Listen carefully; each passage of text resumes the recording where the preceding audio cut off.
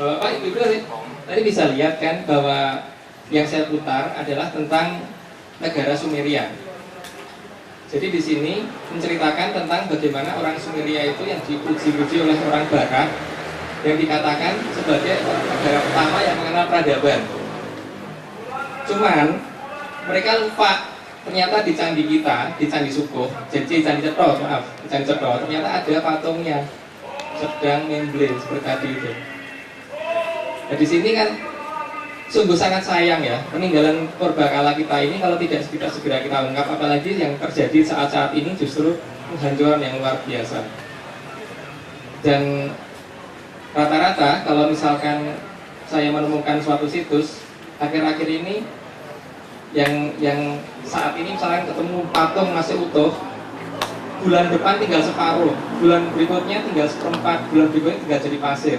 Dan maka saya mohon kepada bapak-bapak dan ibu-ibu kalau bisa ikut membantu saya dalam, kalau misalkan menemukan patung atau misalkan menemukan sisa-sisa kejayaan nenek moyang kita, karena itu bagaimanapun juga adalah barang tinggalan dari orang tua kita, sebaiknya harus kita pelihara. Saya kira sanggup ya bapak ibu-ibu. Oke, ada yang mau tanya lagi? Nah, ada dua, kita batasi 3 ya. Kemudian nanti Mas Dikdoan sama Tia Iri sama Pak Budi nanti. Terima kasih. Saya Karin. Cukup menarik, tapi ada yang cukup mengada juga. Mas Agung tadi bilang bahwa Mas Agung itu seorang pelatar belakang geolog ya. Tapi tidak dijelaskan yang sejak awal belajar di Mas Agung itu umur batu itu ada nggak logikanya?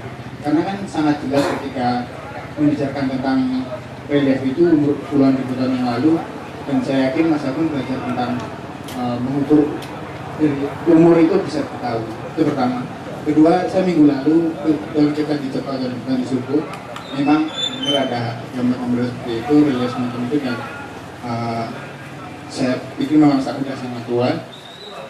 Poin saya di sini, apakah dengan mengingat itu, dengan mengembalikan, meromantiskan kita ke masa lalu, akan membalikan kejayaan yang bahkan itu belum jelas apakah itu milik kita atau nenek moyang kita. Kalau kita belajar di negara-negara maju, apakah mereka juga seperti itu, atau sebenarnya apa yang ingin Mas Agung kemukakan di sini? Oke, terima kasih.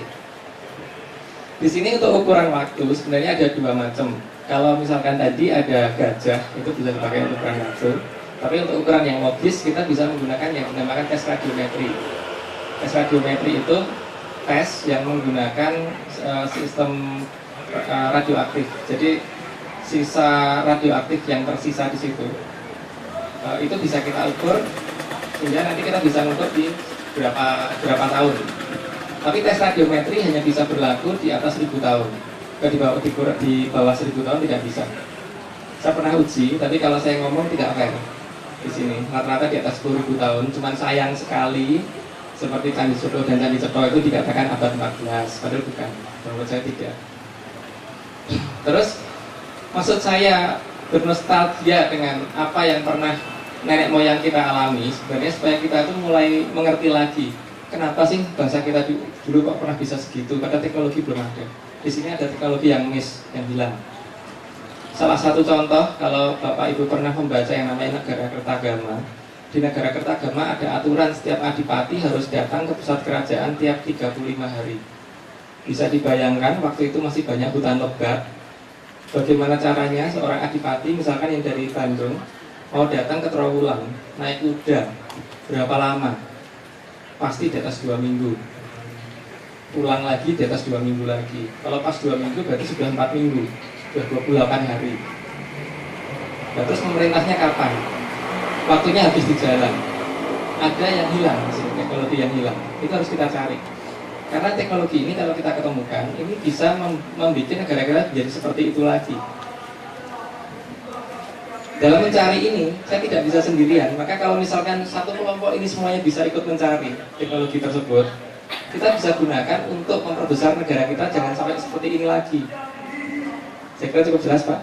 Ya, terima kasih.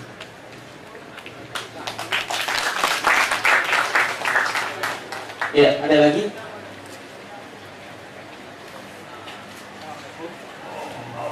Assalamualaikum, Pak Harahap. Konsep saya ada dua, di elaborate sama saya bahwa memang kalau berdasarkan jawaban Mas Aku bahwa tidak ada teknologi atau taruhlah penelitian yang bisa membuktikan umur batu yang di atas 1000 tahun ke atas, ya memang ini menjadi kelas ya argumentasinya gitu ya. Justru yang 1000 tahun ke atas bisa radiometrik, di bawah 1000 tahun jadi bisa. Ini umur batunya udah dapat kisarannya. Iya. Astana dalam bahasa Rusia sama dengan Astana di dalam bahasa Sanskerta, artinya tempat yang luas. Seperti kereta yang di Yunani itu di sana artinya kura-kura. Dalam bahasa Sanskerta kereta juga artinya kura-kura. Yang lebih ekstrem lagi di Bukit Knossos itu pernah ditemukan gamelan Jawa dalam Sindruk di sana. Itu beberapa nama yang saya pikir persis ya, seperti Isfara di daerah Rusia juga artinya anugerah, di sini juga artinya anugerah. Ada banyak kesamaan seperti itu yang sungguh sangat aneh. Kok bisa nenek moyang kita bisa sampai mana-mana? Padahal waktu itu teknologinya apa? Kemampuannya seperti apa? Kalau dikatakan naik kapal juga tidak masuk akal, karena kalau kapal untuk mengarungi seluas itu dan laut yang sebegitu kerasnya, teknologi waktu itu saya pikir belum sanggup. Pasti ada sesuatu hal yang hilang saat ini. Nah, inilah tugas kita untuk mencari bersama-sama dengan cara paling tidak mempelajari dari beberapa data artefak yang ditinggalkan oleh nenek moyang kita, sehingga jangan kita rusak. Gitu Pak, jelas?